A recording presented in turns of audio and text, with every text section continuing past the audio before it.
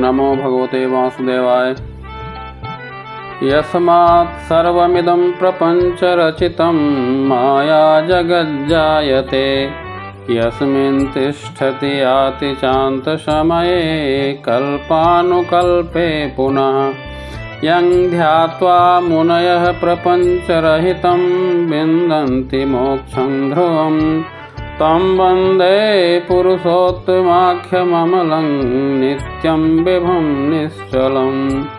यं ध्यायन्ति बुधा समाधिशमये शुद्धं वियत्सन्निभिः, नित्यानन्दमयं प्रसन्नममलं सर्वेश्वरं निर्गुणम्।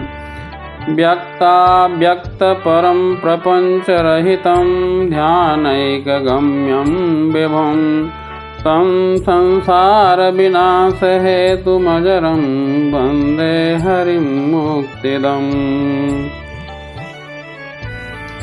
राजा सगर का चरित्र और इक्ष्वाक वंश के राजाओं का परिचय। लोमहर्षण जी कहते हैं, राजकुमार सत्यव्रत भक्ति, दया और प्रतिज्ञावश विनयपूर्वक विश्वामित्र जी की स्त्री का पालन करने लगा। इससे मुनि बहुत संतुष्ट हुए। उन्होंने सत्यव्रत से इच्छानुसार वर मांगने के लिए कहा। राजकुमार बोला, मैं इस शरीर के साथ ही स्वर्गलोक में चला जाऊं। जब अनावृष्टि का भय दूर हो गया, तब विश्वामित्र ने उसे पिता के राज्य पर अभिषिक्त करके उसके द्वारा यज्ञ कराया। वे महातपस्वी थे। उन्होंने देवताओं तथा वशिष्ठ के देखते देखते सत्यव्रत को शरीर सहित स्वर्गलोक भेज दिया। उसकी पत्नी का नाम सत्यरथा नामक निष्पाप पुत्र को जन्म दिया। राजसूय यज्ञ का अनुष्ठान करके वे सम्राट कहलाए। हरिश्चंद्र के पुत्र का नाम रोहित था। रोहित के हरित और हरित के पुत्र चुंचु हुए। चुंचु के पुत्र का नाम विजय था। वे संपूर्ण पृथ्वी पर विजय प्राप्त करने के कारण विजय कहलाए। विजय के पुत्र राजा रुरुक हुए, जो धर्म और अर्थ के ज्ञाता थे। रुरुक के वृक, वृक के बाहु और बाहु के सगर हुए। वे गर अर्थात विष के साथ प्रकट हुए थे, इसलिए उनका नाम सगर हुआ। उन्होंने भृगुवंशी और मुन से आग्नेय अस्त्र प्राप्त कर ताल, जंघ और हय्यै नामक क्षत्रियों को युद्ध में हराया और समूची पृथ्वी पर विजय प्राप्त की। फिर शक, पहणव तथा पारदों के धर्म का निराकरण किया। मुनियों ने पूछा, सगर की उत्पत्ति गर के साथ कैसे हुई? उन्होंने क्रोध में आकर शक आदि महातेजस्वी क्षत्रियों के कुलोचित धर्मों का निराकरण क्यों किया? लोमहर्षण जी ने कहा, राजा बाहु व्यसनी थे, अतः पहले हय्यै नामक क्षत्रियों ने ताल, जंघों और शकों की सहायता से उनका राज्य छीन लिया। यमन, पारद, काम्बोज तथा पहलव नाम के गणों ने भी हय्यों के लिए पराक्रम दिखाया। राज छिन जाने पर राजा बाहु दुखी हो पत्नी के साथ वन में चले गए। वहीं उन्होंने अपने प्राण त्याग दिए। बाहु की पत्नी यादवी गर्भवती थी। वे भी राजा का सहगमन करने को प्रस्तुत हो गईं। उन्हें उनकी सौत ने पहले से ही जहर दे रखा था। उन्होंने वन में चिता बनाई और उस पर आरूढ़ हो पति के साथ भस्म हो जाने का विचार किया। भृगुवंशी और मुनि को उनकी दशा पर बड़ी दया आई। उन्होंने रानी को चिता में जलने से रोक दिया। उन्हीं के आश्रम में वह गर्भ जहर के साथ ही प्रकट हुआ।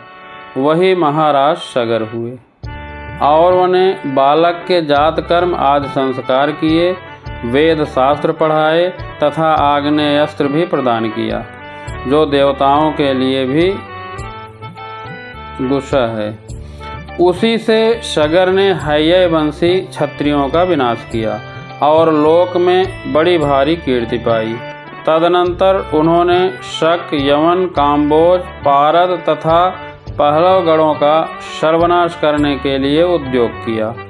वीरवर महात्मा सगर की मार पड़ने पर वे सभी महर्षि वशिष्ठ की शरण में गए और उनके चरणों पर गिर पड़े।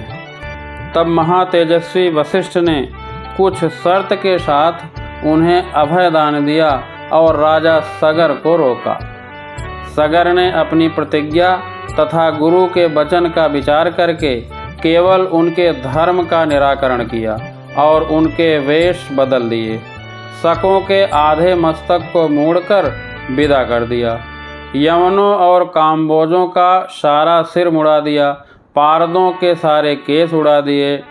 धर्म विजयी राजा सगर ने इस पृथ्वी को जीतकर अश्वमेध यज्ञ की दीक्षा ली और अश्व को देश में विचरने के लिए छोड़ा। वह अश्व जब पूर्व दक्षिण समुद्र के तट पर विचर रहा था, उस समय किसी ने उसको चुरा लिया और पृथ्वी के भीतर छिपा दिया। राजा ने अपने पुत्रों से उस प्रदेश को खुदवाया। महासागर की खुदाई होते समय उन्होंने वहां आदि पुरुष भगवान विष्णु को, जो हरि, कृष्ण और प्रजापति नाम से भी प्रसिद्ध हैं, महर्षि कपिल के रूप में शयन करते देखा। जागने पर उनके नेत्रों के तेज से वे सभी जलकर भस्म हो गए। केवल 4 ही बचे, जिनके नाम हैं वहकेतु, सुकेतु, धर्मरथ और पंचनद। ये ही राजा के वंश चलाने वाले हुए।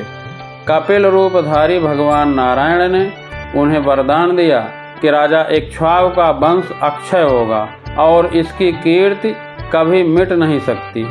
भगवान ने समुद्र को सगर का पुत्र बना दिया और अंत में उन्हें अक्षय स्वर्गवास के लिए भी आशीर्वाद दिया। उस समय समुद्र ने अर्घ्य लेकर महाराज सगर का वंदन किया।